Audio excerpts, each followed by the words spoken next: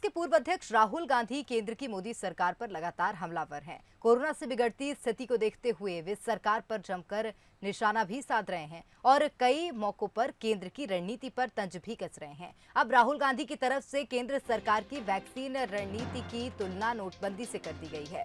उन्होंने लोगों की समस्या का मुद्दा उठाते हुए सरकार को आड़े हाथों लिया है। राहुल गांधी ने ट्वीट कर लिखा कि केंद्र सरकार की वैक्सीन रणनीति नोटबंदी से कम नहीं। आमजन लाइनों में लगेंगे, धन, स्वास्थ्य और जान का नुकसान झेलेंगे और अंत में सिर्फ कुछ उद्योगपतियों का फायदा होगा।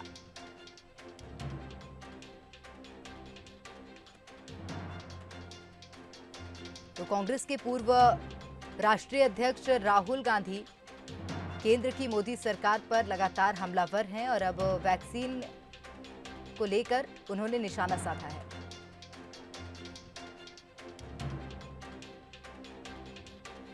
चलिए, हमारे साथ इस विषय पर अपना वक्तव्य रखने के लिए शहरयार खान कांग्रेस से जुड़ गए हैं, वहीं आशीष अग्रवाल बीजेपी से अपना पक्ष रखेंगे। आप दोनों का ही बहुत स्वागत करती हूँ बंसल न्यूज में।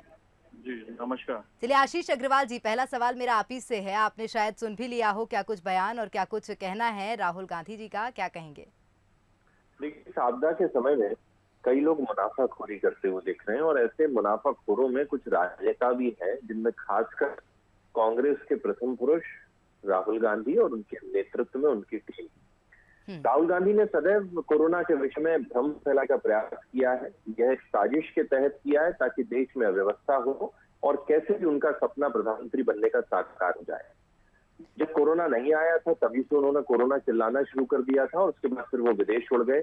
उसके बाद जब लॉकडाउन लगा तो उन्होंने कहा लॉकडाउन क्यों लगाया, उसके बाद जब हटाया तो क्यों हटाया, प्रवासी मजदूरों पे उन्होंने भ्रम फैलाया और जब वैक्सीन आई तो उन्होंने देश के वैज्ञानिकों को अपमानित करते हुए अपने 3 राज्यों के मुख्यमंत्री से प्रेस कॉन्फ्रेंस करवाई और उसमें यह कहलवाया कि ये वैक्सीन नहीं, पानी है।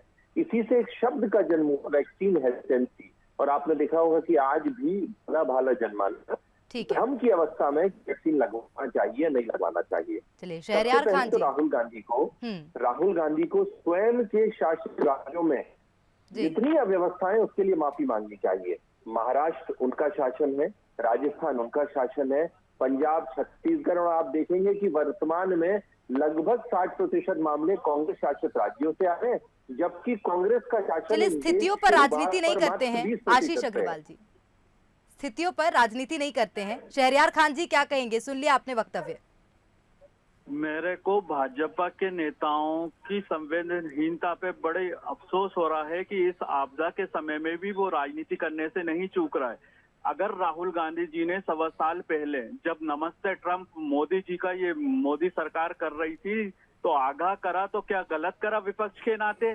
जब देश में कोरोना की आहट हो चुकी थी 16 जनवरी 2020 को तो सरकार को चेताया, तो अब ये नमस्ते ट्रंप में लगे थे और 5000 अमरीकियों को अहमदाबाद में इकट्ठा करके देश में जो कोरोना का जो था आगमन इन्होंने कराया। उसके बाद इन्होंने समय रहते लॉकडाउन नहीं करा। जब मध्य प्रदेश में सरकार गिरा के बना ली तब इन्होंने अगले दिन लॉकडाउन कर दिया।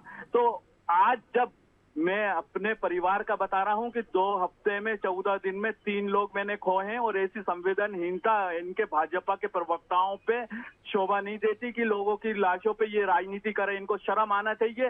रेमडेसिविर के लिए देवेंद्र फडणवीस दलाली करते हुए पाए जा रहे हैं। जी, सवाल मेरा ये है शहरयार जी, इतनी जलेबी की तरह बात घुमा दी है। सवाल मेरा ये है, वैक्सीन रणनीति की तुलना नोटबंदी से की है, कैसे? आपसे जानना चाहेंगे। बिल्कुल, जैसे नोटबंदी में लोगों को इन्होंने परेशान कर दिया था और आखिरी में कुछ उद्योगपतियों का काला धन सफेद हुआ था, वैसे ही ये आपदा में वैक्सीन में भी ये कुछ उद्योगपतियों को फायदा पहुंचाने की इनकी रणनीति सामने आ रही है। आज ही कोविशील्ड ने बोला है कि हम 600 रुपए में प्राइवेट हॉस्पिटलों को और सरकारी में 400 रुपए में वैक्सीन उपलब्ध कराएंगे। ये सरकार ने जो कोविड के नाम पे देश के लोगों से हजारों करोड़ जो चंदा लिया है, वो चंदा क्या भाजपा की बंगाल की रैलियों में लगा रहे हैं? देश के नागरिकों को क्यों नहीं है अधिकार कि उनको फ्री में वैक्सीन लगाई जाए? ये चलिए, छोटी प्रतिक्रिया आशीष अग्रवाल जी आपसे लेना चाहूंगी। छोटी प्रतिक्रिया आशीष अग्रवाल जी। कांग्रेस बिना सिर पैर की बातें करते हैं और झूठ फैलाते हैं।